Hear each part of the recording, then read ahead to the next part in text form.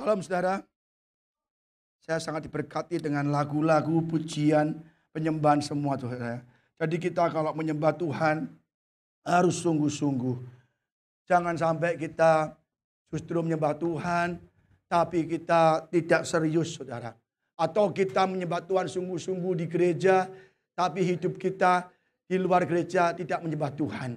Artinya kita tidak hidup dalam kebenaran. Maka kita jauh dari kerajaan Allah, jauh dari surga. Ya saudara, kita sayang sekali kalau kita bekerja puluhan tahun, tapi pada akhirnya Tuhan ngomong, aku udah kenal engkau, pembuat kejahatan. Oh sayang saudara, sayang. Jadi kalau saudara ke gereja, sudah komitmen ke gereja, mari sepenuh hati kita menyembah Tuhan. Jadi saudara, kita harus benar-benar jaga hidup kita. Jaga hidup kita. Karena hari-hari semakin jahat ya. Kita akan berlanjut dengan khotbah tentang walk in the authority of kingdom. Ya, jadi saudara kita belajar lagi tentang hukum dalam kerajaan Allah seri 2. Ya, kita kalau tidak bisa melakukan hukum-hukum kerajaan Allah atau kerajaan surga, kita pasti tidak bisa masuk ke dalam kerajaan surga. Ya, kita sudah belajar ada raja, ada hukum yang kita bahkan belum selesai. Mari kita akan lanjutkan lagi saudara. Ini ada hukum-hukumnya. Ini hukum-hukum Musa, hukum Taurat, ya. Dan ini semua adalah kita adalah kerajaan surga. Kita punya paspor yaitu John 3 ayat 16, yaitu begitu besar kasih Allah akan dunia ini, maka diberikan anak yang tunggal supaya yang percaya tidak binasa, melainkan peroleh hidup yang kekal, ya. Jadi kita harus benar-benar percaya sungguh-sungguh kepada Yesus. Banyak agama-agama lain atau kepercayaan lain, ya kan? Kita nggak tahu bagaimana mereka memandang keselamatan. Tetapi iman kekristenan percaya bahwa keselamatan hanya pada Yesus.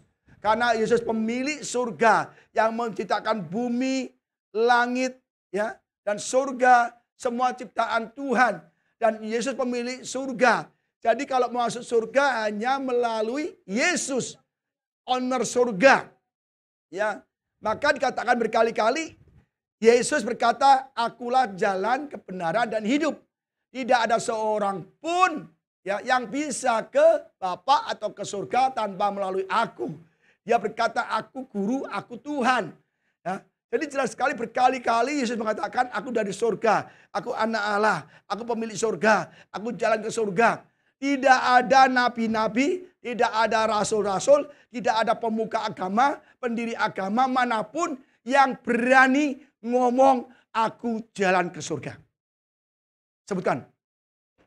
Karena semua nabi, semua rasul, semua manusia sudah berbuat dosa dan kehilangan kemuliaan Allah. Hanya Yesuslah seseorang pribadi yang tidak berdosa. Dia yang memenuhi syarat untuk menebus dosa-dosa kita. Amin saudara. Jadi kita bangga punya Yesus sebagai Tuhan kita. Pencipta langit, bumi dan isinya. Jangan pemilik surga. Maka kita bangga sekali, jangan sampai tinggalkan Yesus. Apapun yang terjadi, mau goncang bumi, goncang ekonomi, goncang apapun, sampai kita menghembuskan nafas terakhir, jangan tinggalkan Yesus. Amin saudara. Ya, kita belajar ya. Kita lanjut tentang hukum ya. Hukum kerajaan Allah ya. Matius 22 ayat 36 40 ya, kita kemarin saya singgung sedikit ya. Hanya slide ini yang kita bahas yang dari kemarin. Guru, hukum manakah yang terutama dalam hukum Taurat? Ini orang Farisi tanya. Yang menjebak Yesus kan. Jawab Yesus bertanya, kasihlah Tuhan Allahmu. Ya, dengan segenap hatimu dan segenap jiwamu dan dengan segenap akal budimu. Itulah hukum yang terutama dan yang pertama. Dan hukum yang kedua yang sama dengan itu ialah kasihlah sesamamu manusia seperti dirimu sendiri. Pada kedua hukum inilah tergantung seluruh hukum Taurat dan kitab para nabi. Ya, kita lihat Musa diberikan, bangsa Israel diberikan apa? Hukum melalui apa? 20 batu. Kita lihat ya. Yang pertama kasih Tuhanmu ya. Yang kedua jangan membuat image atau patung. Yang ketiga apa? Jangan apa? Menyebut nama Tuhan dengan sia-sia. Yang keempat kuduskan hari Sabat, itu untuk Tuhan semua. Yang lain nih, ya. Hormatilah orang tuamu, ayah ibumu. Yang keenam, Ya, jangan membunuh, terus ketujuh jangan berzina, ke-8 jangan mencuri. Ya, ke-9 apa nih? Jangan bersaksi dusta. Yang ke-10 jangan mengingini sesama kita. Ingat itu. Jadi Tuhan ngomong yang 4 aja untuk aku deh. Mengasihi aku, sabat, kudus sabat. Berapa banyak orang sekarang tidak mau ke gereja? Nah, kalau orang nggak ke gereja, pasti orang itu tidak mengasihi Tuhan. Jelas kuduskanlah hari Sabat. Harus beribadah kepada Tuhan. Minimal itu datang ke gereja. Cuman 2,5 jam, 2 jam. Bahkan zaman sekarang orang-orang Kristen tidak mau 2 jam, apalagi 2,5 jam. Cari yang 1,5 jam. Atau yang 1 jam saja. Kalau bisa nanti lain kali ada yang 30 menit saja. Lama-lama 20 menit. Saudara, itu mengurangi kecintaan kita kepada Tuhan. Kalau kita cinta pacar kita pasti akan datang lebih lama, lebih sering kan? Nah, kita cinta Tuhan enggak? Berapa banyak waktunya kita habiskan untuk dunia ini. Kita kalau chatting, ngobrol, bergaul dengan teman, dengan HP kita bisa berjam-jam. Ya. Mungkin 9 jam atau 8 jam kayak 9 menit. Tapi kalau di gereja, 9 menit kayak 9 jam, saudara. Ya, berarti kita nggak cinta Tuhan. Kasihlah Tuhanmu, ya, Allahmu dengan segenap hatimu, segenap jiwamu, spirit, soul, and body. Ya. Jelas Tuhan minta itu semua karena spirit, body, and soul ini adalah milik Tuhan. Ya.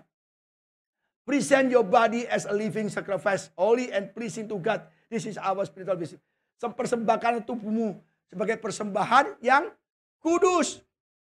Zaman dulu, saudara, di zaman Musa, perjanjian lama, orang kalau mempersembahkan hewan, ya, kambing, domba, lembu, ya kan, sapi, itu dicek dulu, ada cacatnya enggak? Ada kupingnya ada yang hilang satu enggak? Ada lukanya enggak? Itu benar-benar yang laki, yang jantan, dan yang tidak bercacat. Kalau cacat tidak diterima. Itu bangsa Israel.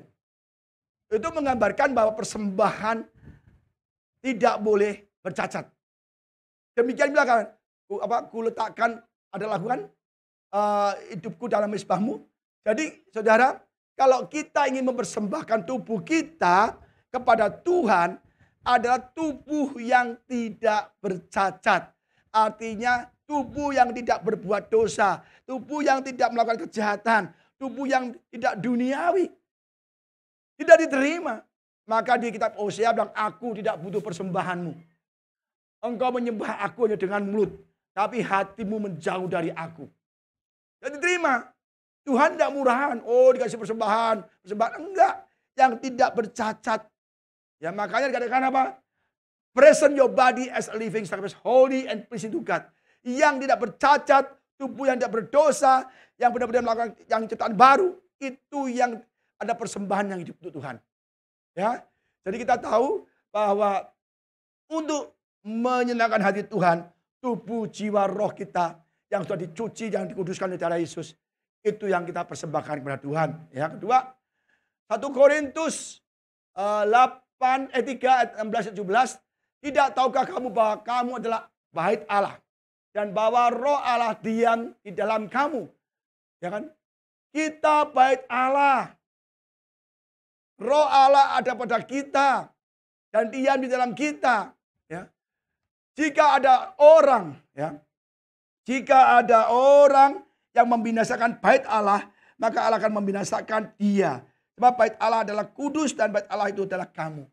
Kita bait Allah. Kalau ada orang membunuh kita, dibinasakan oleh Tuhan. Karena tubuh kita adalah di mana Tuhan bernaung.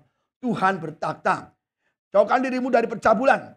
Setiap dosa lain yang dilakukan manusia terjadi di luar dirinya. Tetapi orang yang melakukan percabulan berdosa terhadap dirinya sendiri. Atau tidak tahukah kamu bahwa tubuhmu adalah bait Roh Kudus yang diam di dalam kamu. Roh Kudus yang kamu peroleh dari Allah. Dan bahwa kamu bukan milik kamu sendiri. Sebab kamu telah dibeli dengan harga, dan harganya telah lunas dibayar. Karena itu muliakanlah Allah dengan tubuhmu. Ya, tadi saya singgung dan bahwa kita telah dibayar lunas. Dosa kita ditebus oleh darah Yesus. Jadi dia memberikan pada Bapak, Bapak ini darahku. Dan aku akan lepaskan semua tawanan, lepaskan semua umatku dari cengkeraman iblis. Ya, kita ditebus ya. Jadi kita benar kita menjadi anak ya, menjadi anak Tuhan, punya otoritas ya kan. Ya, father is not train up a child in a way ya he should go, and when he is old he will not depart from it. Jadi kita harus mentraining anak kita supaya kelak kalau tua dia akan tidak meninggalkan firman Tuhan. Ya. Jadi kalau kita punya anak-anak, saudara, latihlah dengan firman Tuhan. Tapi nggak bisa kita ngelatih firman Tuhan kalau kita sendiri nggak dalam firman Tuhan. Ya, saya jelas sekali bahwa kita adalah bait Allah, hidup kita baru lunas, kita jangan berbuat dosa lagi. Bagaimana kita tidak berbuat dosa lagi? Berdoa, baca firman, jauhi teman-teman yang hidup dalam dosa, jauhi Sodom Gomora, jauhi orang yang tidak berkenan. Maka kita tidak ketularan. Apa kata Paulus? Pergaulan yang buruk merusak kebiasaan yang baik. Kita tidak mungkin nggak tercemar kalau kita terus bergaul dengan orang-orang demikian. Jadi kalau kita bergaul dengan orang-orang yang porno, judi, narkoba, orang narkoba biasanya dia dimulai bergaul dengan orang narkoba. Udahlah, saya kasih gratis, udah nggak enak. Udah satu isep aja. Satu isep, udah selesai. Tapi satu isep, kasih lagi, enak. Terus, dikasih terus. Gratis. Setan tinggal promosi gitu, gratis dulu. Tapi belakangnya binasa kan. Akhirnya udah ketagihan, dia beli. Gak punya uang, dia mencuri, merampok. Itu awal dosa. Dari mana? Dari pergaulan. Banyak orang yang homo, karena dia dulunya normal, karena dia dikecewakan oleh istrinya atau mungkin pacarnya, dia bergaulnya pada orang-orang homo, dia menjadi homo. Di mana kamu bergaul, di situ kamu akan tercemar. Maka jauhilah dunia, jauhilah orang-orang yang demikian. Berapa kali saya bilang ngomong, saya menjauhi teman-teman saya. Saya hilangkan teman-teman saya blokin semua. Saya akan sombong. Dulu waktu gak punya apa-apa, numpang di rumahku. Lebih baik kehilangan teman, saudara. Ya kan? Jadi saya gak besengki, oh ya dulu gini-gini udah lalu. Enggak mau. Lebih baik saya kehilangan teman, dikatakan berkhianat, dikatakan tidak tahu balas budi. Nama saya ada budi, gak perlu lagi. Gak perlu balas budi lagi. Ya kan? Nama saya Budi lagi. Gak tahu diri lah gitu ya, gak tahu balas budi. Saya bodoh amat. Yang penting saya gak mau kehilangan keselamatan. Amin saudara. Kalau kita dulu judi bertobat, jangan sekali-kali kumpul orang judi. Gatel tangan kita. Oh jangan gitu, harusnya kamu pegangnya as. Oh yang king, yang jack. Udah lu main deh. Nah main lagi. Karena dia melihat udah ahli dulu, udah bertobat, lihat temannya bodoh. Udah lupain aja. Jangan berkumpul dengan orang-orang judi, saudara. Orang judi ada yang kaya. Kita ke Genting Highland. Ya, kita ke tempat judi. Tapi saya gak judi sama sekali. Numpang foto doang. Ya kan? Ke tempat judi kita lihat. Oh saudara. Yang judi itu encim-encim. Engkong-engkong, cek-cek. Mukanya muka serem semua, saudara. Pernah kita kesenggol dikit, muarah. Aduh. Bener, orang kalau judi, itu gak makan tahan. Dari kau makan, nopek jeng, buat judi. Gak makan, gak minum, pokoknya dia judi terus. Sampai semua habis. Dari mana itu? Karena dia kumpulnya orang penjudi. Saudara, ingat. Paulus berkata, pergaulan yang buruk, merusak kebiasaan yang baik. Kalau itu buruk, jangan dikumpuli. Dikatakan kita jahat, gak tahu diri, sombong, biarin. Berapa banyak orang bilang, Pak Budi sombong. Dulu dekat sama kita. Ya kalau kamu mau baik-baik gak apa-apa. Gitu loh. Lebih baik saya bergaul dengan Tuhan. Amin saudara. Saya sehari-hari ini sering bergaul dengan Tuhan lebih banyak lagi. Ya 2:30, ngapa udah bangun. jam 10, jam 2 sore, malam. Kita mau berbanyak ibadah pribadi kepada Tuhan. Supaya keluarga kami diselamatkan. Ya kan? Yang penting keluarga dulu selamatkan. Baru yang lain. Ya kan saudara? Nuh aja ada firmannya. Nuh menyelamatkan keluarga sendiri dulu. Tapi yang lain nggak mau terima. Maka saudara kita punya keluarga. Orang tua berdoa untuk anak-anaknya. Orang tua untuk anak-anaknya. Dan anak juga untuk orang tua. Keluarga itu penting. Maka kita juga harus berdoa untuk keluarga kita, ya. Kita ingat ya, roh, ya, roh, tubuh dan jiwa, ya, roh. Roma 9 ayat 14-17, semua orang yang dipimpin roh Allah adalah anak Allah. Sebab kamu tidak menerima roh perbudakan yang membuat kamu menjadi takut lagi, tapi kamu telah menerima roh yang menjadikan kamu anak.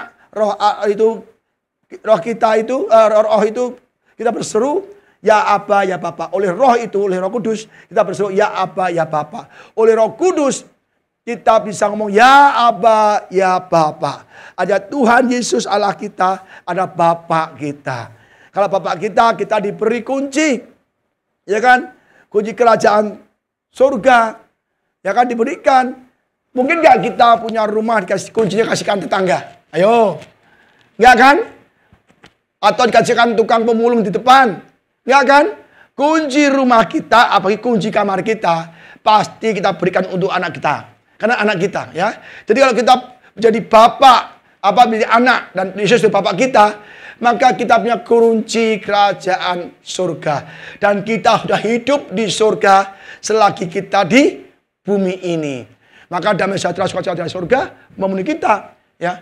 Roh itu bersaksi bersama-sama dengan roh kita bahwa kita adalah anak-anak Allah. Dan jika kita adalah anak, maka kita juga adalah ahli waris. Waduh. Maksudnya orang-orang yang berhak menerima janji-janji Allah yang akan menerimanya bersama-sama dengan Kristus. Yaitu jika kita menderita bersama-sama Dia, dan kita juga dipermuliakan bersama-sama dengan Dia. Ya, jelas ya. Kita anak, maka kita ahli waris. Ahli waris. Kalau kita orang tua punya rumah, punya mobil, kita menyatakan di dalam notaris bahwa ahli warisku adalah anak. Tanpa perjanjian pun kalau kita mati, harta kita masuk anak kan. Karena kita anak. Kalau demikian pula kita, kalau kita punya menjadi anak Bapa di surga, kita ahli waris, ya, yang berhak menerima janji-janji Allah. Janji-janji Allah apa? Banyak sekali. Ini berisi ribuan janji Allah.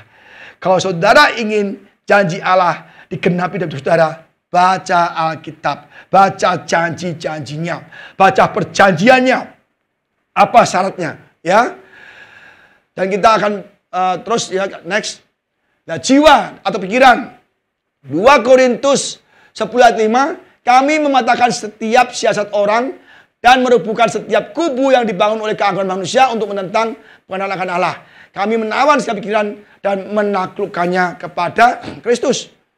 Jadi pikiran kita harus selaras dengan Kristus, dengan firman Tuhan. Jangan kita berpikiran secara logika atau secara dunia. Seringkali kita memakai logika kita, ya kan? Seringkali logika kita lebih besar dari firman Tuhan, mendalui atau melebihi pikiran Kristus. Kita berpikir yes, karena kita kan punya pikiran, punya otak untuk berpikir. Tapi seharusnya pikiran kita selaras, ya, kepada pikiran Kristus. Bagaimana caranya? Kasih firman. Kalau kita misalnya kekurangan uang, pikiran manusia utang bank, pikiran manusia gestun, ya, ada di tempat Pak Yosef gestun, ya kan? Ya kan? Dipotong berapa persen saya nggak tahu ya. Mungkin 5% atau berapa saya nggak tahu, 3% ya. Terus kalau kita KTA, oh kita minta sana, oh ngutang sini. Itu pikiran manusia. Tapi kalau kita punya pikiran Kristus yang diisi firman Tuhan, kita akan berkata, Allahku akan memenuhi segala keperluanku. Menurut kekayaan Kristus Yesus. Doa ini sering saya ucapkan. Karena doa ini. Kenapa? Karena sering saya ada masalah keuangan. Orang bisnis biasa kan? Tagihan-tagihan, ya kan? Semua kadang-kadang bisnis kan nggak selamanya rame. Bisa naik turun. Kalau naik ya kita naik, kalau turun kita gimana? Padahal ada fixed cost. Ada pengeluaran yang rutin yang harus kita bayar yang tetap, tidak mungkin turun. Ya kan? Dan itu kalau kita misalnya terlambat membayar tagihan, tambah gajian, bayar listrik, kita hanya berdoa, Allahku akan memenuhi segala keperluanku. Nah itulah yang dinamakan pikiran kita taklukkan kepada Kristus. Ya, kalau sakit, dokter boleh nggak? Boleh, nggak masalah. Dokter juga anak Tuhan. Tetapi kita berdoa, Tuhan, aku percaya oleh pilihan Yesus sembuhkan. Ya kan? Kalau orang nggak kurang iman, ke dokter silakan. Saya sudah nggak tahu berapa tahun, lama, 5 tahun ada kali. Saya nggak pernah ke dokter. Nggak pernah ke dokter. Berkali-kali kalau saya panas tinggi, ya ada apa? Banyak orang, udah Pak ke dokter Pak. Enggak. Saya percaya. Kalau saya mati, itu sudah saatnya. Berkali-kali saya sakit kayaknya udah mati bentar lagi nih. Tapi saya nggak mau ke dokter. Saya bilang, Tuhan, aku tahu aku punya kuasa melalui Yesus. Kalau aku percaya dalam Yesus sembuh, ya sembuh. Kalau enggak aku mati, ya sudah. Yang penting aku mati dalam iman. Banyak orang asuransi dari saya. Nggak bisa ngomong dia. Pak, itu Pak, penting buat Bapak usia segini udah sakit Pak. Asuransi kesehatan Pak. Tadi Bapak kalau sakit dijamin sampai 2 miliar Pak. Itu Bapak preminya segini. Maaf, saya nggak mau. Saya punya asuransi surga. Kalau saya sakit, saya katakan dalam nama Yesus. Bapak nanti kalau mati gimana? Nggak perlu ke dokter. Nggak apa-apa. Kalau saya mati, berarti tugas saya selesai. Oh dia bisa ngomong, Pak tapi kalau Bapak misalnya nanti mati nggak sakit pun mati, Bapak punya asuransi untuk anaknya. Apa namanya? Orang mati apa namanya? Dapat apa tuh? Santunan ya. Santunan untuk orang mati. 2 miliar juga, 2 miliar untuk anak Bapak. Anak Bapak mati, kan Bapak kan tidak meninggalkan anak Bapak, susah dong. Oh anak Bapak nanti dapat uang 2 miliar. Oh anak saya, kalau saya mati, punya lebih dari 2 miliar. Karena saya percaya anak saya dipelihara Tuhan. Ya kan? Wah dia bisa ngomong. Akhirnya udahlah Pak Budi gak jadi deh. Itu anak pendeta. Anak pendeta jual asuransi dari saya. Saya bilang, saya dipelihara Tuhan. Asuransi surga. Sakit muda biarin aja. Ya kan? Berkali-kali batas saya pernah pendarahan tuh. Pekat sekali merah. Udah ke dokter aja. Enggak. Saya biarkan sampai sembuh. Sekalipun buta. Saya percaya kehendak Tuhan. Tapi saya percaya sembuh juga. Dalam nama Yesus mata merah sembuh. Dalam nama Yesus meriang sembuh. Dalam nama Yesus panas sembuh. Panas sekali ya udahlah. Kerokan aja. Udah. Dalam nama Yesus. Jadi saudara kita taklukkan kayak kita. Jangan sekali-kali utang bank. Sekali-kali gesek. Sekali-kali sakit sekali dokter. Kita mulai melatih iman kita. Apakah darah Yesus tak berkuasa?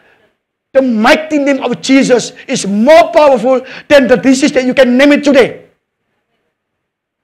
Kuasa nama Yesus melebihi dari segala penyakit apapun yang sudah disebutkan.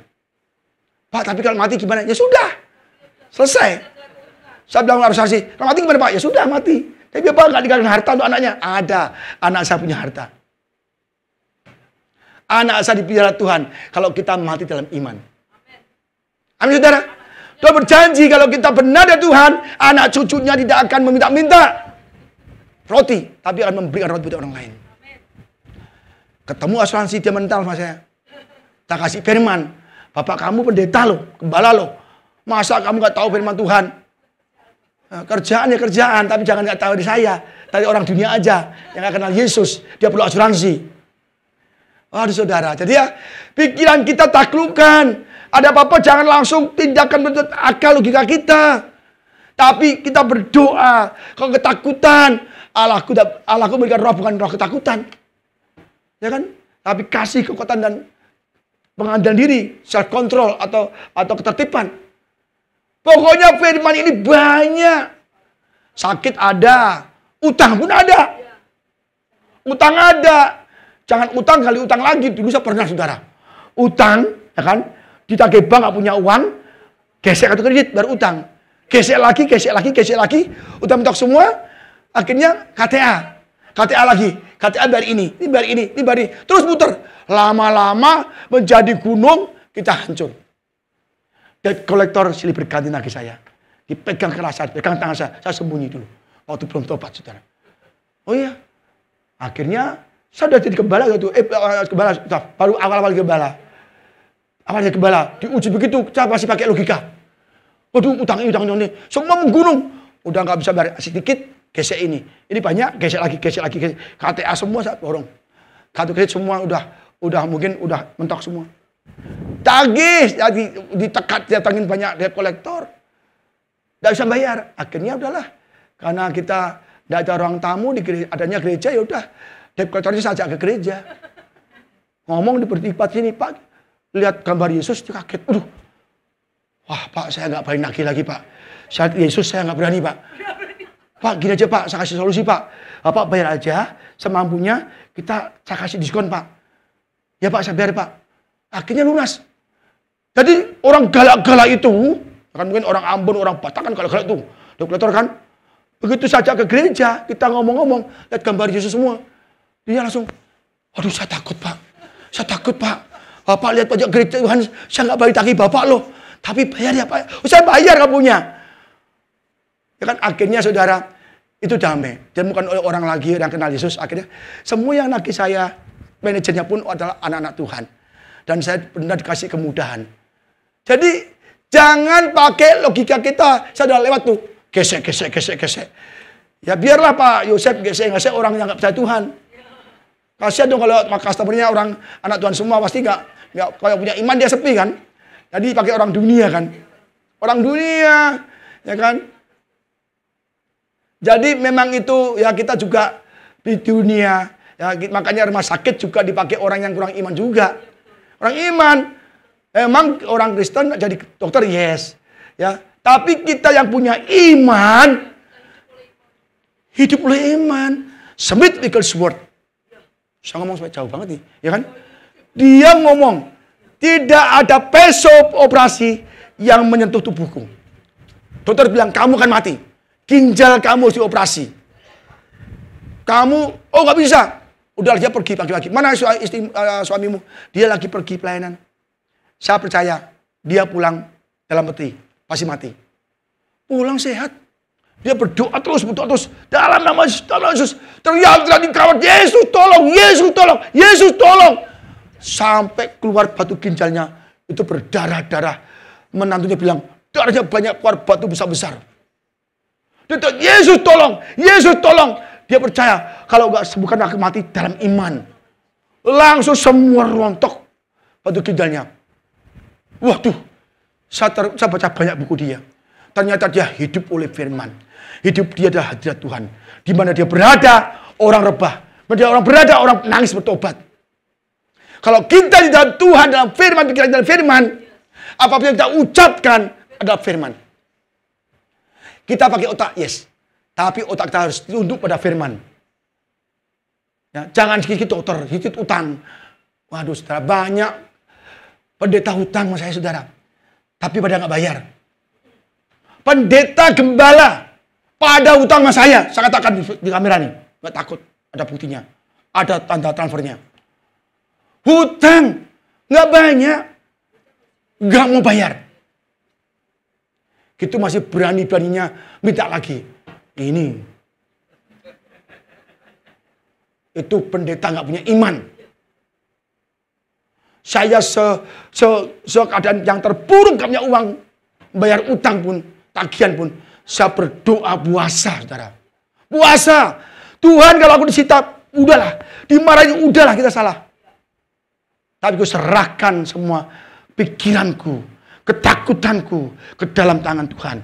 Karena Allah memberikan roh bukan ketakutan. Tapi yang memberikan kasih kekuatan dan self-control atau ketertiban itu. Oh saudara, kita kalau di dalam Tuhan, kita deg-degan saudara. Depan tunggu api, atau depan laut berau, nyemplung mati, belakang ditusuk oleh Firaun. Mau kemana? Atas. Ya kan? Kiri kalah, kanan kena, maju kena, mundur mati. Ya udah atas aja. Yosua bilang, aku akan mati jika suku melawan aku, tapi mataku tertuju pada Tuhan. Menang. Ya ini malah jauh saya ngomongnya apa aja nih. Oh, tubuh, roh. Ya, ini aku sudah ngomong Tuhan yang pimpin juga ya. Roma 6 ayat 13. Dan janganlah kamu menyerahkan anggota tubuhmu kepada dosa untuk dipakai sebagai senjata kelaliman. Tapi serahkan dirimu pada Allah sebagai orang-orang yang dahulu mati tapi sekarang hidup, dan serahkanlah anggota-anggota tubuhmu pada Allah untuk menjadi senjata kebenaran. Jangan serahkan anggota tubuhmu pada dosa lagi. Kita ditebus, setiap bulan kita diingatkan dengan perjamuan. Tapi masih kita bergaul dengan orang berdosa, melakukan dosa, menipu orang, mencuri uang orang, berbohong, mencari kemuliaan. Hati-hati, iblis menipu kita. Kita dipuji dunia, dibenci Tuhan. Dibenci Tuhan. Hati-hati saudara. Hidup ini banyak diserang oleh setan. Kita mencuri kemuliaan kita melalui HP, WA, Instagram, Facebook. Hati-hati. Ya. Jadi jelas sekali kita ditebus, kita dikuduskan. Jangan memakai tubuh kita untuk sebagai senjata kelaliman, untuk senjata oleh iblis, dipakai untuk menyebarkan dosa, saudara. Lebih baik kalau saudara nggak kuat menahan dosa, udah jangan berteman. Bertemanlah dengan Tuhan. Perbanyak percaya kita, perbanyak berdoa, bergaul dengan Tuhan. Lebih baik bergaul dengan satu orang, itu Tuhan Yesus, daripada 1000 orang. Tapi kita nggak diterima Tuhan. Apa arti ibadah kita? Sia-sia, rugi saudara. Rugi. Ya, rugi. Mari saudara saja untuk bergaul dengan Tuhan. Dengan sungguh-sungguh ya. Jangan kita serahkan kita pada Tuhan. Ya. Serahkanlah anggota-anggota tubuh pada Allah untuk menjadi senjata kebenaran. Apa? Untuk bersaksi. Kebenaran. Kalau sakit, aku doakan yuk. Demi nama Yesus. Ke dokter. Jangan dokter dulu. Saya doakan dulu. Ya kan? Ada masalah. Oke yuk. Berapa banyak orang bisa bercerai, orang Kristen? Karena dia nggak tahu bahwa tubuhnya sudah dipakai iblis untuk berantem. Ribut terus. Maka kita harus pakai hidup kita menjadi terang bagi mereka, saudara. Berdoakan mereka, damaikan mereka. Ya, jangan sampai kita hidup gak berguna, gak berbuah. Apa kata Yesus? Sudah 3 tahun aku mencari buahmu, tapi gak pernah aku dapat satu buah pun. Tebang saja. Bapak bilang itu. Tapi Yesus bilang, Bapak tunggu dulu Bapak. Saya akan kasih dulu 1 tahun lagi. Saya bina lagi, saya pupuk lagi, saya kasih firman lagi, saya bimbing lagi. Kalau tidak lagi setahun, kau tebang saja. Kita kalau nggak berbuah bagi Tuhan dan bagi sesama kita ditebang, dibakar. Kita pikir, hidup kita berbuah bagi Kristus atau bagi setan? Nah itu loh. Dipakai untuk kelaliman atau kebenaran Tuhan. Maka kita nggak bergaul pikir, apakah dengan bergaul ini aku muliakan Tuhan atau memuliakan setan? Ya, hati-hati, ya, jangan sampai nanti aku gak kenal kau, saudara. Apapun juga yang kamu perbuatlah dengan segenap hatimu seperti untuk Tuhan dan bukan untuk manusia. Apapun yang kita kerjakan harus memuliakan Tuhan.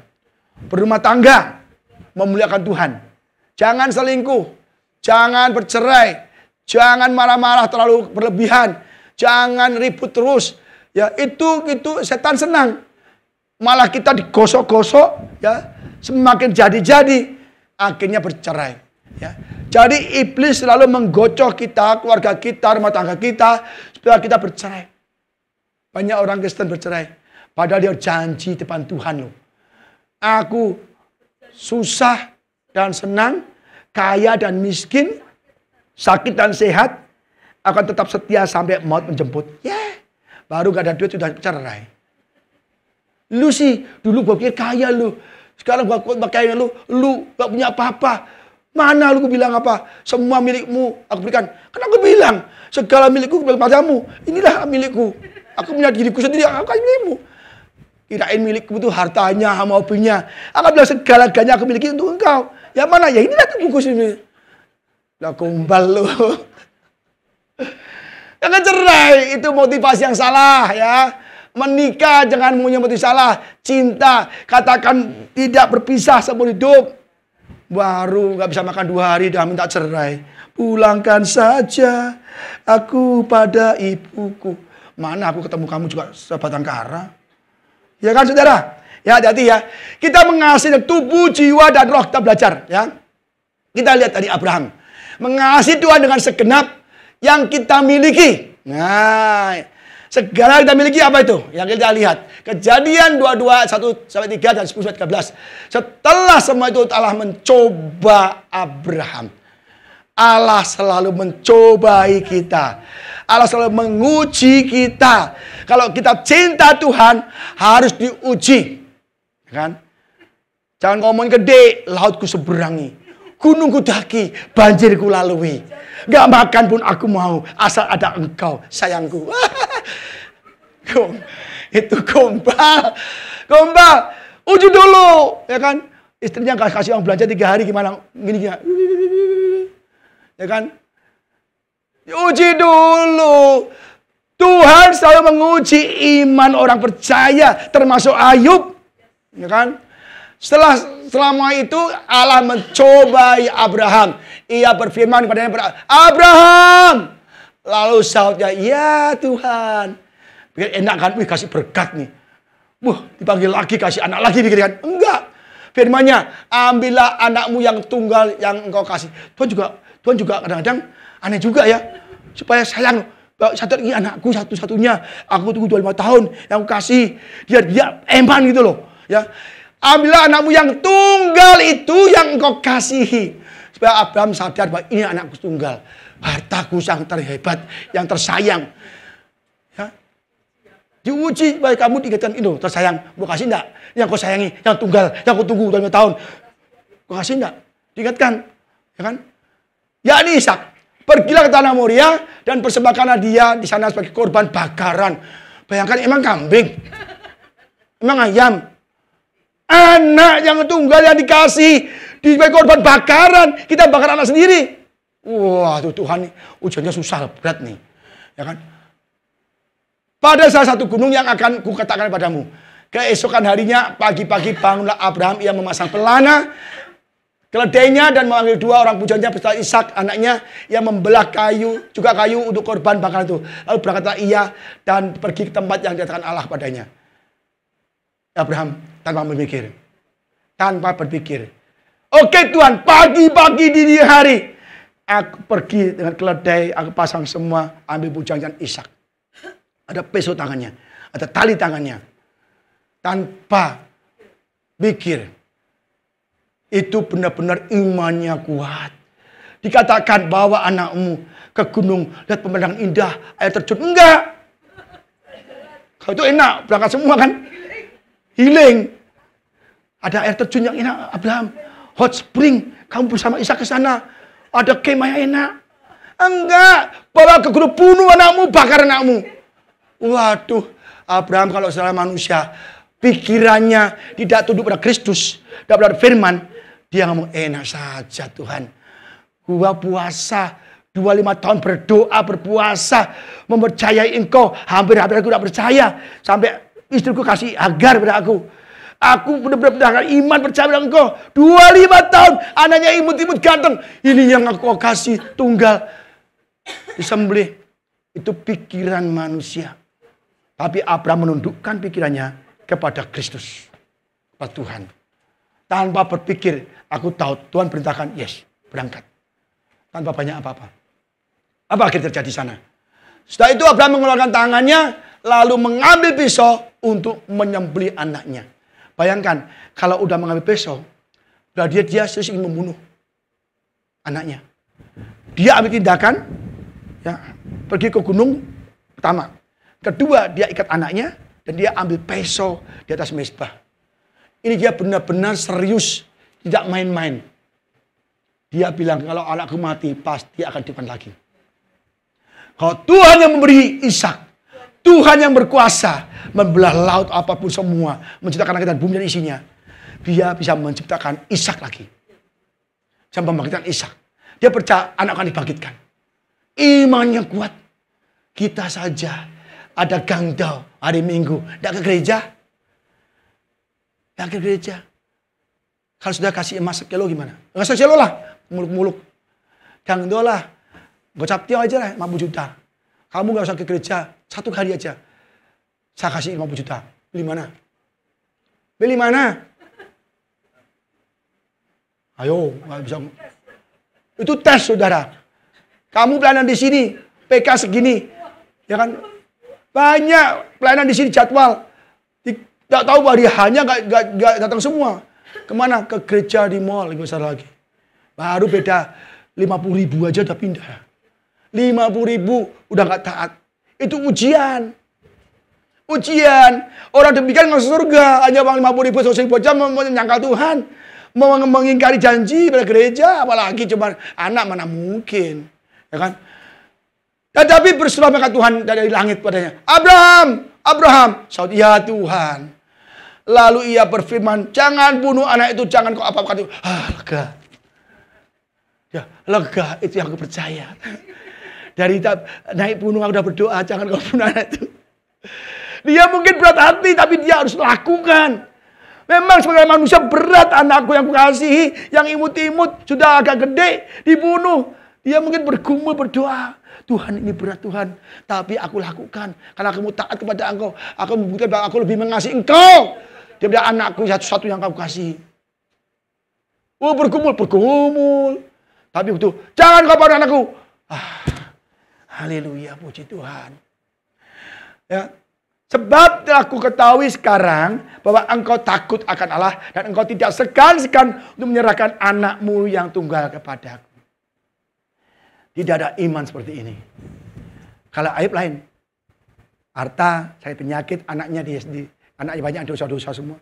Tapi ini anak tunggal. Yang ditunggu 25 tahun. Sangat berat. Tapi apa? Hanya diuji. Allah mencoba Abraham. Lalu Abraham menoleh dan melihat seekor domba jantan dari belakangnya. Yang tanduknya tersangkut dalam belukar. Abraham mengambil domba itu lalu memberikannya sebagai korban bakaran. Allah belikan ganti Ishak. Ya kan? Gantikan oleh domba ini pengganti Ishak. Dan Yesus adalah domba pengganti kita. Kita harusnya mati. Harusnya dibakar. Menebus dosa kita sendiri. Tapi Tuhan kasih kita. Kamu gak usah mati. Gak usah dibakar. Gak usah disalib. Aku menggantikan engkau. Allah memberikan domba. Anak domba Allah. Untuk mati bagi kita. Ini gambaran Yesus. Dan akhirnya dibakar memuliakan Tuhan. Jadi saudara, kalau iman Abraham seperti itu, kita harus lebih lagi. Karena kita hidup dalam kasih akarnya Tuhan. Ya, apalagi kita melihat Yesus disalib, dibunuh untuk kita. Abraham juga nggak melihat begitu. Tapi kita melihat Yesus mengorbankan untuk kita. Masa kita mau Tuhan hitung-hitungan sih? Ibadah nggak mau. Ya kan? Masih nggak serius. Aduh saudara, keterlaluan. Ya keterlaluan. Jadi jangan sampai kita demikian saudara ya. Akhirnya apa? Dipenuhilah Tuhan menyediakan Jehovah Jireh. Allah menyediakan. Jadi kalau kita diuji Tuhan, tetap beriman. Teguh, pakai perisai iman. Maka Tuhan akan menguji kita. Kita diberikan berlimpah-limpah. Amin saudara. Apapun yang kita butuhkan, Tuhan akan sediakan. Karena Tuhan kita ada Jehovah Jireh. Ya. Mengasihi dengan harta kita. Nah ini. Ya, apalagi ini. Tambah kabur dulu orang Kristen. Takut. Ini memang yang takut orang Kristen nih saudara. Bukan iblis loh. Orang Kristen takut tuh saudara. Benar. Amsal 3, 9-10. Muliakanlah Tuhan dengan hartamu. Dan dengan hasil pertama dari segala penghasilanmu. Maka lumbung-lumbungmu akan diisi penuh. Sampai melimpah-limpah dan bejana pemerasaanmu akan meluap dengan air buah anggur. Kalau kita melihat Tuhan harta kita. Tuhan gantikan gantinya. Ishak dipersembahkan, dikasih gantinya. Kita persembahkan harta kita untuk pekerjaan Tuhan. Tuhan akan mengisi lumbung-lumbung kita diisi penuh. Tuhan selalu menyediakan. God is always providing us. Whatever we need, whatever we desire, God will provide it. Amin saudara. Ini ya mengenai Maliaki ya. Bolehkah manusia menipu Allah? Namun kamu menipu aku, tetapi kamu berkata dengan cara bagaimana kami menipu engkau. Mengenai persembahan persepuluhan dan persembahan khusus. Kamu telah kena kutuk tetapi kamu masih menipu aku. Ya kamu seluruh bangsa. Ya, ini bahasa Inggrisnya lebih sangar lagi, keras lagi. Kita lihat, will a man rob God? Merampok, mencuri. Yet ye have robbed me. Rob lagi. But ye say, wherein have we robbed thee? In tithes and offering. Di dalam persembahan puluhan dan offering, persembahan. Ye are cursed with a curse, for ye have robbed me, even this whole nation. Berkali-kali mengatakan, kamu merampok aku, kamu merampok aku, kamu merampok aku. Orang yang merampok Tuhan masuk surga? Enggak ada. Enggak ada perampok pencuri masuk surga. Enggak ada. Jangan sampai kita gara-gara uang dikatakan perampok, merampok uang Tuhan. Kenapa uang Tuhan? Kita lihat. Demikian juga segala persembahan persepuluhan dari tanah, baik dari hasil benih dan tanah manapun, dari buah pohon-pohonan adalah milik Tuhan. Itulah persembahan kudus bagi Tuhan. Persembahan persepuluhan adalah milik Tuhan. Dan persembahan kudus bagi Tuhan. Jadi kalau milik Tuhan kita nggak kembalikan, kita merampok. Makanya perumpamaan mengatur anggur, kebun anggur. Aku datang mau mengambil bagianku. Tapi gak diberikan. Dimusnahkan semua. Tuannya saatnya menuai. Mengambil apa yang menjadi bagian tuannya. Apa di bagian tuannya. Diambil semua. Dibunuh yang nyuruh. Semua dibinasakan. Persembahan milik Tuhan. Dah saudara. Yang gak persepuluhan, hati-hati. Saya ngomong apa adanya. Firman Tuhan. Kita dikatakan merampok Tuhan. Nanti kita kalau udah Tuhan datang. Kita gak terangkat gara-gara persepuluhan. Rugi. Cuma 10%. Apain 10%? Kalau kita mah lebih dari 10%. Ibu Ida mah lebih dari 10%. 100% kasih semua malahan. Iya. Kita kemana-mana udah lebih dari, untuk Tuhan udah lebih dari 100% lah. Bahkan kadang-kadang kita nombok dari perusahaan habis-habisan untuk pekerjaan Tuhan. Ya kan? Jadi saya ajar saudara dengan firman Tuhan ini, ingat, jangan sampai uang kita membuat kita tidak masuk surga. Rugi. Uang nggak seberapa kok, 10% kok. Emang kami habis? Enggak. Kalau kita memberi 10% aja, Tuhan apa? Maka lumbung-lumbungmu diisi penuh. Lumbung-lumbungmu diisi penuh. Ya, lihat nih ya. Bawalah seluruh persembahan persepuluhan itu ke dalam rumah perbendaharaan. Rumah bendaharaan. Ada orang menghindar. Pak, boleh nggak saya persepuluhan saya pakai untuk memberkati orang miskin? Rumah Tuhan. Orang miskin selalu ada padamu. Orang miskin itu ada padamu. Tapi aku nggak selalu padamu. Harus rumah Tuhan. Maka perempuan itu dengan minyak yang mahal untuk Yesus. Untuk dijual ke orang miskin. Orang miskin ada padamu. Selalu ada. Tapi aku gak selalu ada padamu. Dia melakukan hal yang benar. Dia melakukan perbuatan yang benar. Dimanapun Injil diberitakan, nama dia akan dikenal. Yesus menghargai. Lumbungmu akan diisi penuh. Bawalah persepuluhan itu ke dalam perbendaharaan supaya ada makanan dan di rumahku. Ujilah aku. Supaya di gereja ini ada dana, ada uang. Kita nggak bisa bayar listrik pakai iman. Pak Budi bayar listrik, bentar ya. Allahku akan membayar semua. Dan bayar lunas dari Yesus. Nggak bisa, nah aja putus. Nggak bisa. Supaya ada roti, ya ada makanan di rumahku. Ujilah aku. Yesus bilang, ujilah aku. Lumbung-lumbungmu akan dipenuhi meluap. Ujilah aku. Firman Tuhan semesta alam. Apakah aku tidak membuka bagimu tingkap-tingkap langit dan mencurahkan berkat kepadamu sampai berkelimpahan? Oh gila. Saudara ngasih 10% aja, Yesus gantinya berlimpah-limpah. Waduh. Firman Tuhan tidak pernah berbohong. Saya bisa ngomong begini, saya senang. Banyak gereja-gereja nggak ngomong persepuluhan. Kenapa? Jangan mau persepuluhan. Nanti dikira ini mata duitan pendetanya, gerejanya enak. Dibohongin. Karena kita persepuluhan, kita diberi berlimpah-limpah. Iblis gak mau kita bukan berlimpah-limpah. Yesus ngomong, aku datang dan hidup yang berkelimpahan. Iblis mencuri berkat itu. Membunuh, membinasakan. Maka kita nggak diberkati. Iblis senang, jangan persepuluhan. Kalau kita persepuluhan diberkati, iblis tahu. Kalau nggak diberkati, akhirnya kita datangnya ke iblis. Duniawi lagi, minta ini kompromi lagi, toleransi lagi. Senang iblis, membuat kita nggak diberkati, berkat Tuhan dicuri, kita susah, kita kompromi dengan dosa. Mari saudara, aku datang memberikan hidup yang berkelimpahan. Nyawaku untuk engkau. Makanya jangan main-main. Ya. Aku akan menghadik bagimu belalang pelahap. Di kitab lain katakan ada belalang pelahap, pengirik, pelompatan, pindahan. Banyak belalang. Banyak akan ada petaka-petaka, penyakit, ditipu orang, kecelakaan, apapun banyak sekali.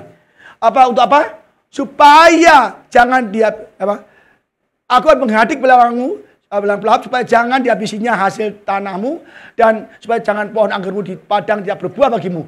Firman Tuhan semesta alam. Supaya kalau persepuluhan ada proteksi atas berkat harta kita. Iya. Ini janji Tuhan loh. Janji Tuhan. Pak, itu perjanjian lama. Baru juga ada tuh ngomong persepuluhan harus diberikan. Tapi ingat, kasih keadilan juga harus diperhatikan. Tidak boleh kamu persepuluhan. Kebetulan orang itu pintar. Orang Parisi juga persepuluhan semua. Orang Parisi ada jintan. Dia persepuluhan tapi gak punya kasih keadilan. Malah belum apa-apa sudah bunyi. Baru gitu loh. Kalau udah ngomong persepuluhan, iblis pakai saya berhenti. Enggak, lanjut udah. Baru mau persepuluhan, dicegah saya sama iblis nih. Waktu selesai, enggak ya. Kita belajar firman Tuhan. Jadi saudara, kita benar-benar memberikan supaya kita tidak dihabisi anggur ladang-ladang kita. Tapi anehnya orang Kristen takut loh. Gak persepuluhan. Pak, nanti saya kurang pak, nanti sini pak. Ya kan? Janji Tuhan loh. Sekarang gini aja, kalau Pak Richard misalnya. Pak Richard, kamu persepuluhan tahun ini, setiap bulan, jangan bolong-bolong. Kalau sampai kamu gak diberkati, lebih buruk keadaannya, saya kembalikan 3 kali lipat. Misalnya omong kosong nih, 100.000 sebulan, ya kan? Setahun berapa? 1,2 juta. Kalau kamu sampai berkurangan atau nggak lebih baik, saya gantikan 3.600.000. Mau nggak? Kalau nggak percaya, rumah saya di sini. Saya punya banyak, misalnya motor, saya jual. Gimana? Anak setuju nggak? Jaminan loh. Garansi loh. Kalau saya tahu rumah saya di sini kan, tahu nomor telepon saya, ya. Kalau sampai kurang, saya ganti 3 kali lipat. Mau? Deal nih teman-teman Tuhan. Mau nggak? Saya ngomong teman-teman Tuhan di mimbar. Bohong. Enggak. Berani? Berani nggak? Ana, Richard, saya ganti. Kalau saya percaya janji Tuhan. Berlimpah-limpah kok. Ini baru saya kasih 3 kali lipat. Berani nggak saya berani ngacung? Kalau mau daftar. Mulai bulan ini persepuluhan setahun nggak diberkati atau kurang, saya ganti 3 kali lipat. Catat, ada kamera. Baca nanti di YouTube. Pak Budi janjinya mana? Ada? Nggak berani juga? Nah sudah, susah kan? Coba berani langsung. Pak Wendy kayaknya seneng nih, janji. Kamu kalau di investasi di bank berapa bunga setahun? 3% kan? Ini saya ganti 300%. Oh, karena punya firman. Ayo, saya berani ngacung. Siapa ragu-ragu ngacung? Siapa nggak mau ngacung? Saudara nggak percaya firman Tuhan soalnya. Ya kan? Nggak percaya, saya percaya. Ya kan? Asuransi aja berani jamin loh. Kalau bapak mati, dapat 2 miliar. No. Dan kalau sakit ditanggung. Banyak orang asuransi nggak percaya. Janji Tuhan nggak percaya. Lebih berjanji asuransi. Kata klaim susah. Ya. Yeah. Kita banyak klaim susah. Saya duplik asuransi sebulan 1 orang 6,5 juta. Kita klaim susah banget. Bapak harus nginep dulu rumah sakit. Lu nggak sakit tuh nginep. Nginep Pak bisa diklaim Pak. Nah, kurang ajar juga kan. Disuruh bohong beritanya. Bapak nginep biar diklaim bisa. Oh. Aduh saudara ya. Jadi kalau saudara nggak berani nggak bisa. Ya kan. Ayo ada nggak? Saya tantang saudara. Saya ganti 3 kali lipat nggak ada ruginya. Bu Ana mau? Hah? Mau? Hah? Saya 3 kali lipat ganti. Berani? Richard berani? Kali lipat? Hah? Berani nggak? Ayo, berani nggak kali lipat? Sekarang gini ya. Saudara bilang sama saya, Pak saya berani. Kenapa berani? Hah? Ada garansinya? Hah? Kali lipatnya? Banyak orang bilang, Bapak saya berani Pak. Kenapa? Bapak tanggung. Bapak orangnya ada duit. Bapak jadi kali lipat itu enteng. Ya kan? Percaya sama saya. Kali lipat.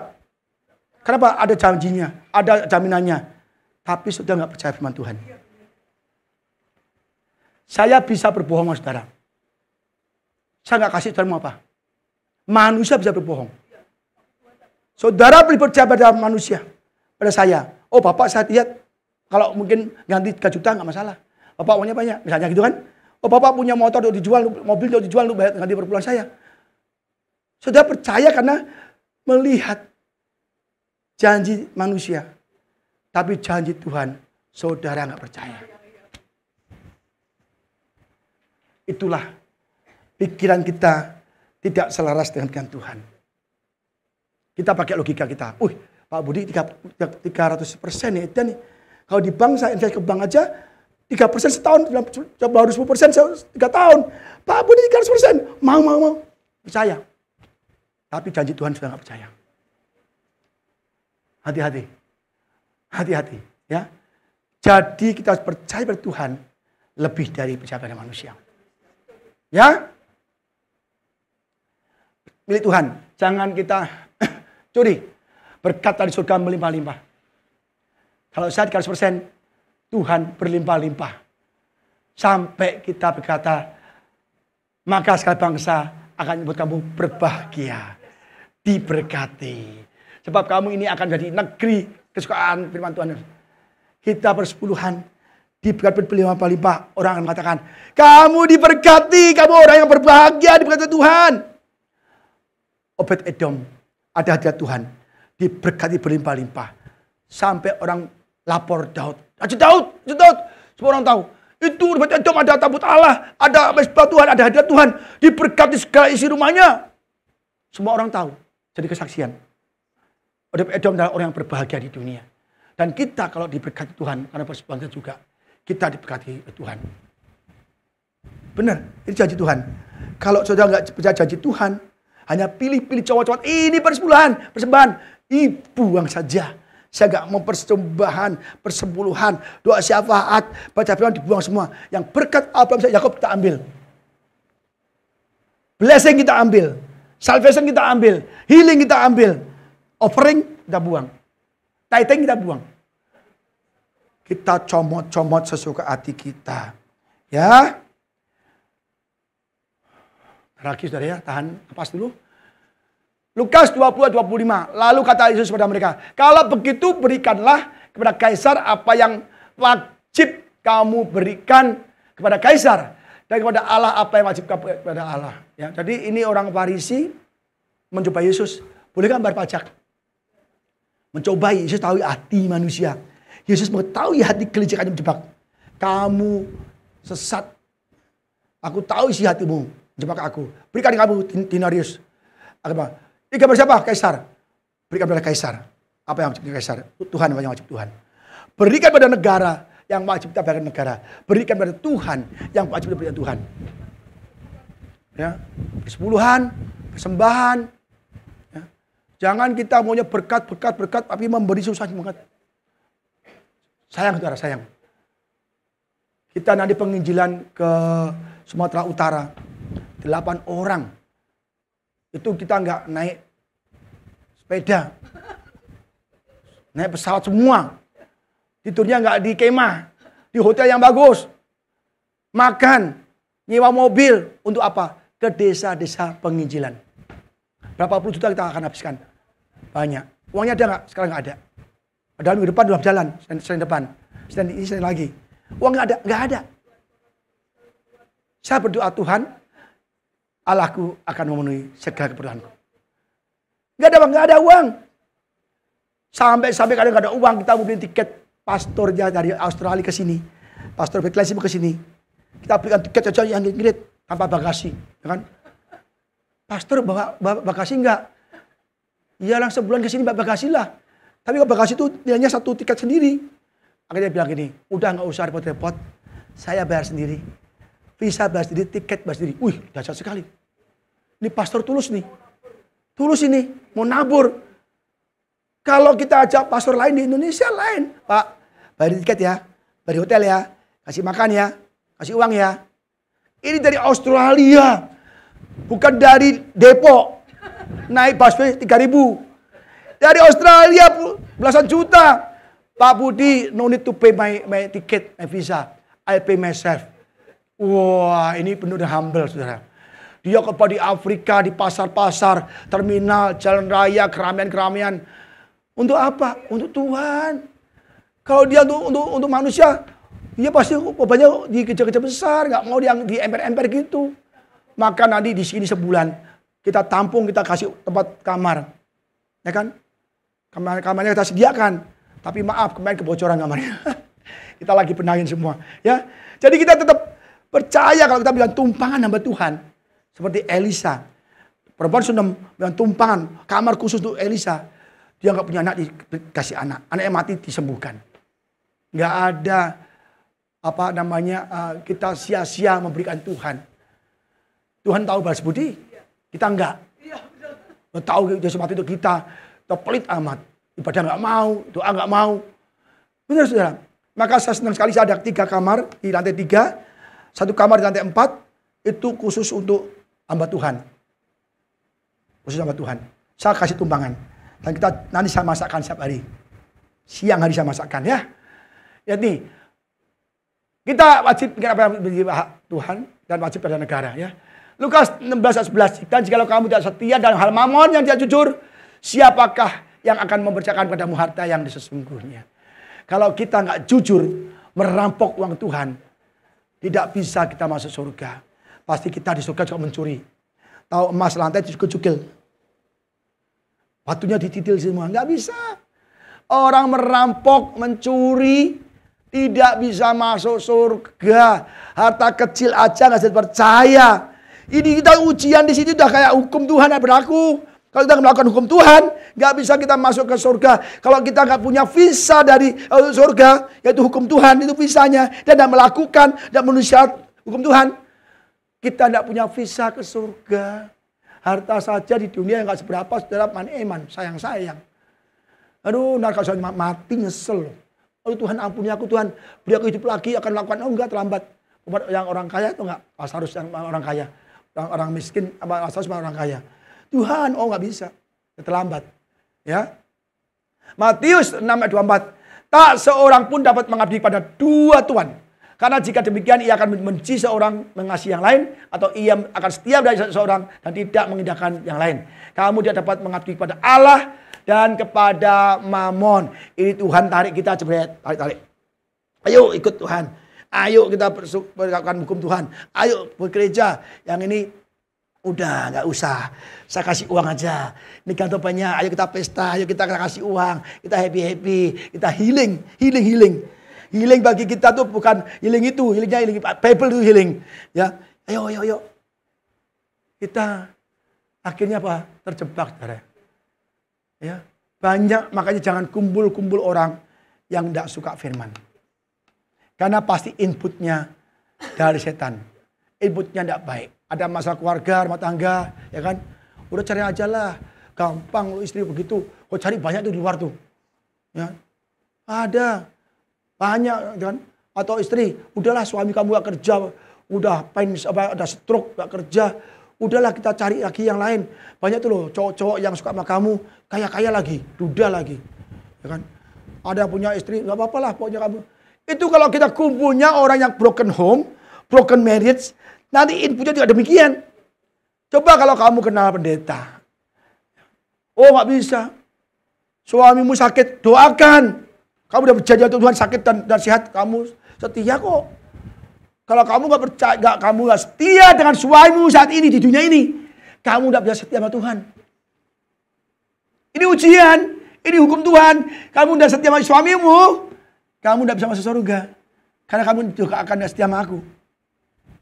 Ini ujian. Orang kaya diberi ujian. Lazarus si miskin itu.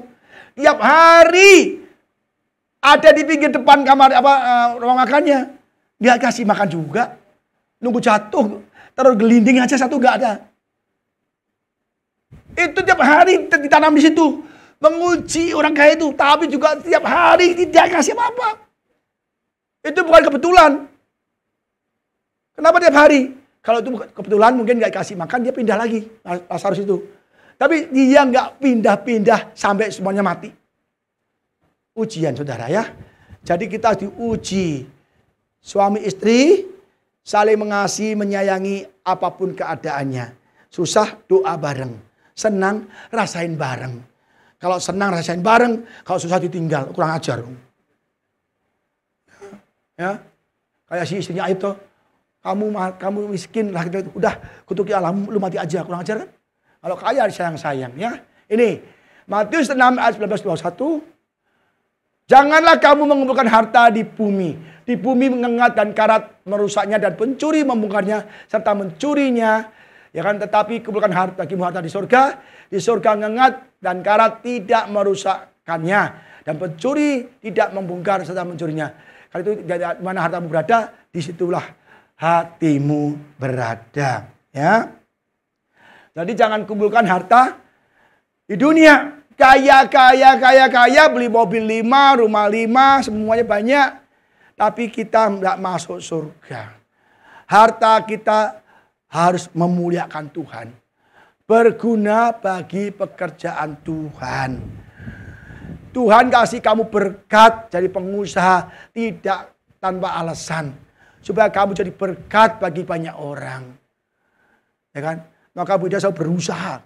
Uangnya itu pakai untuk mengasihi Tuhan dan mengasihi sesama. Karena Buddha bilang, aku tuh uang mati gak bawa uang.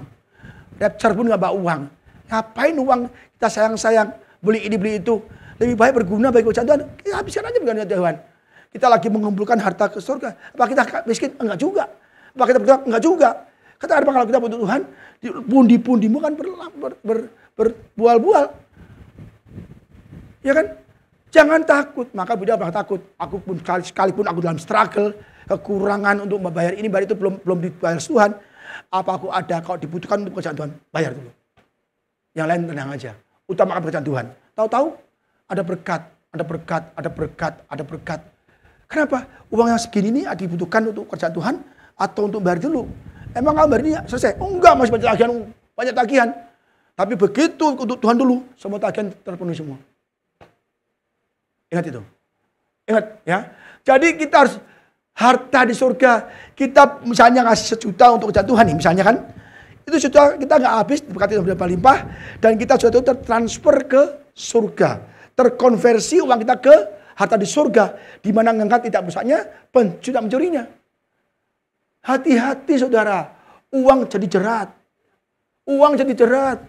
Bangsa Israel kasih emas, jadi anak lembu kasih sembah. Hati-hati. Uang kita, emas kita bisa membawa kita menjadi jerat masuk ke neraka. Aduh, jangan.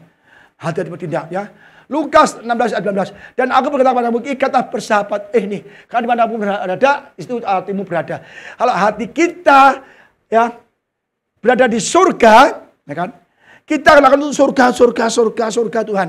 Tapi kalau hati kita ada di dunia, kita mikirkan dunia terus, maka karena hati di mana hartamu berada, hatimu berada.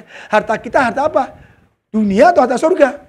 Kalau harta kita harta surga, keselamatan, mahkota, kita akan selalu hati kita selalu ada di situ, hartanya. Karena bagi saya surga adalah harta saya. Mutiara yang terindah. Surga, mahkota adalah harta sesungguhnya. Maka hati saya ada di surga. Hati saya itu pekerjaan Tuhan. Kalau harta kita ada di dunia ini, kemewahan, kemegahan, pengagungan, kaya raya, maka hati kita selalu ada di dunia terus. Tidak bisa ke Tuhan. Hati-hati. Ini juga jerat. Harta bisa jadi berkat, bisa jadi jerat. Tergantung kita mengelola gimana. Ya. Dan aku berkata kepadamu, ikatlah bersahabatan dengan mempergunakan mamon yang tidak jujur. Jika mamon tidak menolong lagi, kamu diterima di dalam kemah suci. Gunakanlah uang dunia ini untuk memuliakan Tuhan. Maka ketika uang itu tidak berguna, resesi, uang itu hancur, perang, ya kita nggak punya, kita dirampok semua, dijarah semua, itu nggak berguna. Kita masih punya, diterima di surga. Jika harta kita, uang kita nggak berguna lagi, kita sudah punya rumah di surga. Gunakanlah uang yang tidak jujur itu untuk bersahabat dengan Tuhan, pekerjaan Tuhan. Maka ketika uang nggak berguna, resesi, perang, nuklir, perang apa, kita uang jangan ada artinya, masih ada artinya. Lebih banyak uangnya banyak, nggak bisa beli makanan buat apa? Makanan nggak ada, semua tutup, uang buat apa? Udah tidak berguna lagi. Kita sudah diterima di kemah abadi. Ya, barang siapa setia dalam perkara kecil, ia juga setia dalam perkara besar. Barang siapa tidak benar-benar perkara kecil, ia tidak benar-benar juga dalam perkara besar. Daud 2-3 ekor domba, dia dipercaya Tuhan. Kenapa? Nyawanya untuk domba. Saudara piara 5 kambing, dimakan harimau, bisa lari. Masih ada 4, entah beranak lagi 10. Ya kan? Tapi Daud 2-3 ekor domba, dimakan singa, dikejar, dikebukin singanya.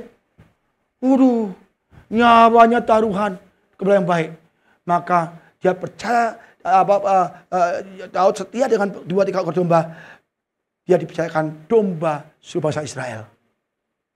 Waduh, keren saudara. Saudara kecil aja menipu, mencuri, berbohong. Gimana Tuhan percayakan? Mulai bertobat. Yang mencuri berhenti mencuri. Yang berbohong berhenti berbohong. Yang pelit bertobat. Banyak orang yang bangga, saya pelit pak. Jangan pelit saudara. Jangan pelit, bukan saya minta uang, bukan. Tanpa uang saudara, gereja tetap berjalan. Tapi saya ajarkan supaya berkat Tuhan tidak dicuri dari saudara. Karena iblis ingin jangan. Berapa kali dulu jemaat kita, jangan persembahan. Orang jangan persembahan loh. Jangan. Kenapa jangan? Pak Budi Buddha sudah banyak uangnya. Loh, persembahan dilarang, jangan. Jangan kasih persembahan ke HOC. Kenapa? Gembala banyak uang. Itu jahat. Supaya kita nggak diberkati. Maka setan melarang kita untuk persembahan. Nah, saudara ini kena banyak semua nih ya. Jadi kalau kita dipercaya dengan hal kecil, kita akan diberi hal besar. Kalau dengan suami istri gak setia, pekerjaan kita korupsi, bagaimana Tuhan kasih kita ke surga? Nggak bisa. Jangan korupsi. Jangan menggunakan uang kantor yang tidak semestinya. Apa kata Yohanes Baptis? Cukupkanlah dengan gajimu. Jangan korupsi. Jangan manipulasi uang kantor. Kita nggak dipercayakan harta yang sesungguhnya. Amin saudara. Yang korupsi bertobat. Jikalau kamu tidak setia di hal mamon, yang tidak jujur, siapakah yang akan mempercayakan kepadamu harta yang sesungguhnya? Dan jikalau kamu tidak setia dalam harta orang lain, apakah yang akan menyerahkan hartamu sendiri kepadamu? Seorang hamba tidak dapat mengabdi kepada Tuhan. Karena jika demikian ia membenci yang mengasihi dan mengasihi yang lain, atau ia akan setia pada seorang dan tidak mengindahkan yang lain. Kamu tidak dapat mengabdi pada Allah dan pada mamon. Timotius 1 Timotius 6 ayat 10, karena akar segala kejahatan ialah cinta uang. Orang yang cinta uang pasti jahat. Korupsi, manipulasi, hidup dalam dosa, ya, hidup dalam keserakahan, pasti, ya. Sebab oleh pemburu uanglah beberapa orang telah menyimpang dari imannya, kan? Dan menyiksa dirinya dengan berbagai-bagai duka. Orang cinta uang, dia akan selalu menyimpang dari iman dan jatuh ke dalam berbagai duka. Hati-hati uang. Uang jadi master atau jadi servant. Udah. Kalau kita bisa menjadi tuan atas uang, muliakan Tuhan, luar biasa. Kalau kita budak uang, hamba uang, waduh, uang jadi hamba, waduh, emas kita tiap balik tak los. Waduh, ini emas, aku lihat masih kuat, semangat, segar. Ada loh orang punya emas itu sayang. Sayang, lihat terus. Itu lantai surga, saudara. Saudara kalau ngelus emas tuh lagi ngepel lantai surga. Ya kan, diterima emas, ya terus ngelus emas, saudara lagi ngelus lantai surga, tidur di lantai surga loh. Aduh, ya. Matius 12 ayat 26. Apa gunanya seorang memperoleh seluruh dunia, tetapi kehilangan nyawanya, dan apakah yang dapat memberikan bagi ganti nyawanya? Jangan sampai karena uang kita kehilangan nyawa kita. Amin saudara. Saya kira cukup saudara ya. Satu lagi banyak. Satu lagi tahan ya. Tapi masih banyak, banyak banget. Mengasihi Tuhan dengan waktumu. Terakhir ya, janji terakhir saya. Saya sebenarnya juga kasihan saudara, lebih penting sekali ya. Karena kita adalah orang-orang militan, ya kan. Kita ibadah sudah terbiasa lama, jadi kita sudah terbiasa. Karena saking cinta sama Tuhan, 2 jam kayak 2 menit. Ya kan? Mengasihi Tuhan dengan waktumu, ya. Efesus 5 ayat 15-18. Karena itu perhatikanlah dengan seksama bagaimana kamu hidup. Janganlah seperti orang bebal, tapi seorang arif. Dan pergunakanlah waktu yang ada. Karena hari ini adalah hari jahat, ya ada jahat. Tapi itu janganlah kamu bodoh, tapi usahakanlah supaya kamu mengerti kehendak Tuhan. Dan janganlah kamu mabuk oleh anggur, karena anggur menjiwai hawa nafsu. Tetapi hendaklah kamu penuh dengan roh. Jangan mabuk-mabukan, ya. Jangan mabukan. Minum boleh sakitnya boleh aja, tapi jangan mabuk-mabukan. Kalau mabuk itu pasti keluarnya nggak karuan, saudara. Ya, hati-hati. Makanya banyak orang membunuh, memperkosa karena mabuk. Ada, ya. Tapi kita harus tahu pergunakan waktu yang ada, ya. Yang kita akan dipimpin oleh Roh, ya. Jadi waktu ada niatnya 1 Petrus 4 ayat 2 ayat 3 supaya waktu yang sisa jangan kamu pergunakan menuruti kehendak manusia, tapi menurut kehendak Allah. Sebab telah cukup banyak waktu kamu pergunakan untuk melakukan kehendak orang-orang yang tidak kenal Allah. Kita banyak mempergunakan waktu kita untuk orang-orang yang tidak kenal Tuhan. Hang around, ya, healing, apalagi nongkrong, chatting, ngobrol-ngobrol, makan-makan. Orang-orang yang tidak mengenal Allah. Udah cukup banyak waktumu lah, kapan untuk Tuhan? Tuhan, sorry, nggak ada waktu. Temanku telepon. Ini telepon. Waduh, jangan ya. Jadi kita jangan sampai banyak teman-teman yang tidak kenal Tuhan mendominasi waktu kita. Lebih baik tinggal semua. Kalau kita nggak masuk surga, teman kamu juga nggak bisa nolong. Emang teman kamu bisa bawa ke surga? Pak, saya surga, Pak, ada orang dalam tuh, enak aja. Orang dalam nggak?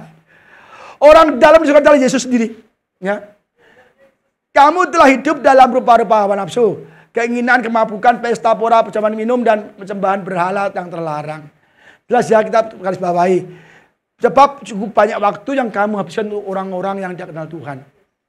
Nah sekarang saya tanya, waktu kita banyak dihabiskan oleh dunia atau untuk Tuhan?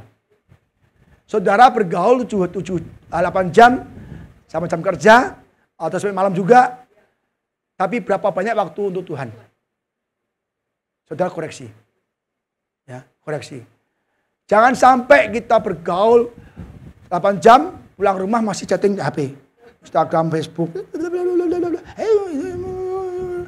Terus plek, tertidur HP masih nyala. Tadi meledak di telinga.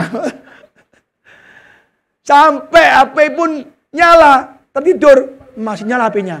Sampai kok gak ada suara, gak tidur kali. Coba.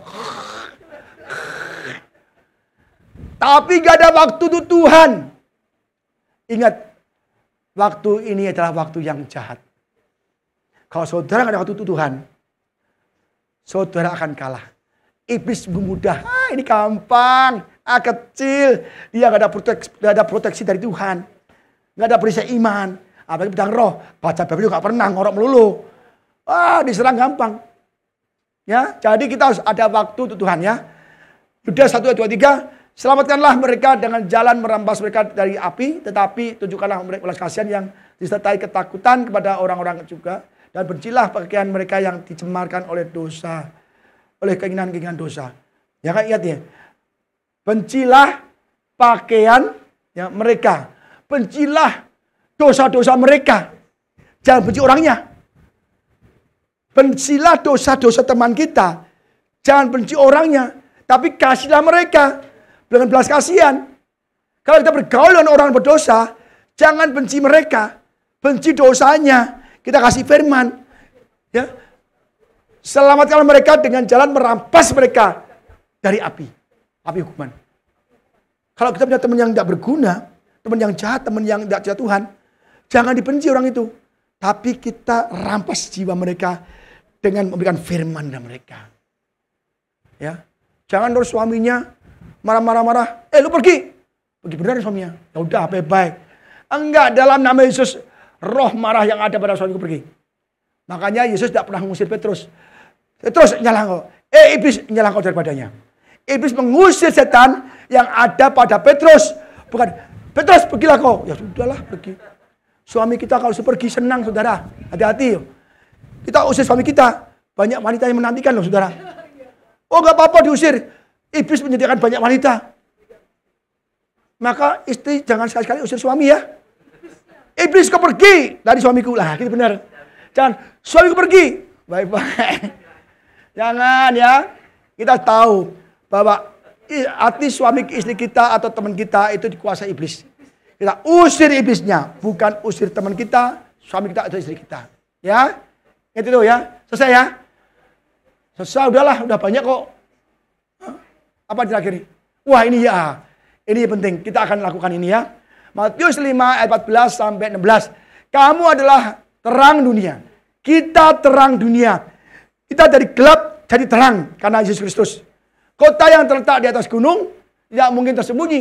Lagi pula orang tidak membacakan berita lalu menekan di bawah gantang atau di bawah baskom ya, yang tidak kelihatan. Mereka di atas kaki Dian sehingga menerangi semua orang di dalamnya. Kita ya terang. Jangan sampai kita bergaul orang gelap, kita jadi gelap. Kita harus menerangi mereka. Beri firman. Yuk ke gereja yuk. Pernah gak kita ngajak teman kita bergereja? Pernah gak kita bergaul orang yang gak kenal Tuhan? Yuk ke gereja yuk. Yang ada kita yuk dugem yuk. Healing. Oh mau healing? Yuk ke gerejaku HOC. Ada healing. Kaget ya. Apa ada? Ada. Firman Tuhan. Ya healing. Bukan healingnya dugem. Udah jangan, itu dunia. Ya, jadi jelas ya, kita harus menjadi terang. Terang yang bercahaya dalam kegelapan ya. Demikianlah hendak terang bercahaya di depan orang supaya mereka melihat perbuatanmu yang baik yang melihat Bapakmu di surga. Kita jadi terang. Misalnya ada orang yang bergaul dengan orang yang kenal dunia, kita terang. Dia ada masalah, yuk saya doakan. Ada apa? Saya doakan. Kita melihat kemuliaan Allah yang hidup kita, ya. Kita lihat nih. Oke, ini yang terakhir ya. Kita belajar ya. Ini apa nih? Oh ya, karena pergilah jadikan semua bangsa muridku dan baptislah mereka dalam nama Bapa, Allah, Anak dan Roh Kudus dan ajarlah mereka melakukan kehendak segala sesuatu yang telah kuperintahkan padamu dan ketahuilah aku menyertai kamu sampai akhir zaman. Jadi kita punya teman bacaan Injil, bertobat. Kenapa? Tuhan mau datang. Satu bertobat banyak orang ada orang Buddha. Saya kasih itu, kamu kalau mati hari ini masuk mana? Ya nggak tahu lah, surga, syukur, neraka ya udah. Loh, kok bisa gitu? Masuk neraka kamu selama-lamanya loh, panas loh. Dibakar terus. Ya nggak mau lah, nggak bisa masuk surga. Apa dasarnya masuk surga? Aku baik, nolong orang banyak, nggak pernah berantem. Aku nggak pernah bikin ribut. Perbuatan baik kamu tidak bisa bawa ke surga. Hanya Yesus yang bisa bawa kamu ke surga. Tapi aku banyak berdosa loh Pak. Aku ngerokok, aku minum-minum. Kalau mau terima Yesus mana bisa? Yesus kan nggak suka aku orang-orang banyak berdosa. Yesus datang untuk orang berdosa. Yesus datang untuk kamu. Maka begitu kamu datang kepada kamu bertobat, kamu akan diselamatkan. Mau nggak dibaptis? Mau Pak, langsung bertobat, langsung nyemplung ke kolam renang. Malam-malam jam 10, hujan-hujan lagi. Gimana saya akhirnya bisa baptis? Kaki saya udah gemeteran semua, dingin sekali saya baptis. Dan sekarang dia ada komsel 2 kali seminggu namanya. Itu. Jangan habis, kita harus benar-benar jadi terang. Ya, beritakan keselamatan. Jangan kita ikut tidak selamat malahan ya. Jadi kita nih, yang penting terakhir, apa yang kita lakukan? Prioritas yang benar. Kejadian 26 ayat 25. Setelah itu Ishak mendirikan mezbah di situ dan memanggil nama Tuhan. Dia mendirikan mezbah bukan taruh aja. Mendirikan mezbah dan memanggil nama Tuhan. Dia mempersembahkan korban persembahan. Ia memasang kemahnya di situ. Dia bukan tendanya untuk keluarganya. Dan lalu hambanya menggali sumur di situ. Jadi yang pertama adalah mezbah adalah ibadah pada Tuhan. Yang kedua kemah adalah keluarga. Sumur adalah pekerjaan. Jangan kebalik. Banyak orang Kristen sumur dulu. Kerja dulu. Baru keluarga. Baru terakhir sisanya Tuhan. Maka Ishak diberkati. Dia menjadi kaya. Dan lebih kaya dan sangat kaya. Karena dia diberkati Tuhan. Saudara mau berkati Tuhan? Mau? Ambil tangan dulu yang mau berkati Tuhan. Ya. Mulai sekarang, Tuhan dulu, ibadat dulu, doa dulu, baca firman dulu. Tiap pagi, malam, siang doa. Tiap malam baca Alkitab bersama istri, bersama anaknya. Yang kedua, keluarga. Kita harus mengasihi keluarga kita. Berdoa keluarga kita, anak kita, orang tua kita, keluarga dulu. Baru pekerjaan yang terakhir. Ya, jangan salah saudara ya. Saya percaya, saudara akan jadi Ishak zaman sekarang. Menjadi kaya, semakin kaya, dan sangat kaya. Karena diberkati Tuhan. Tuhan gak mau kita miskin. Tuhan gak mau kita kekurangan. Karena gak memuliakan Tuhan. Tapi Tuhan ingin kita bisa jadi berkat bagi banyak orang. Kaya untuk jadi berkat bagi banyak orang. Khususnya pekerjaan Tuhan. Amin.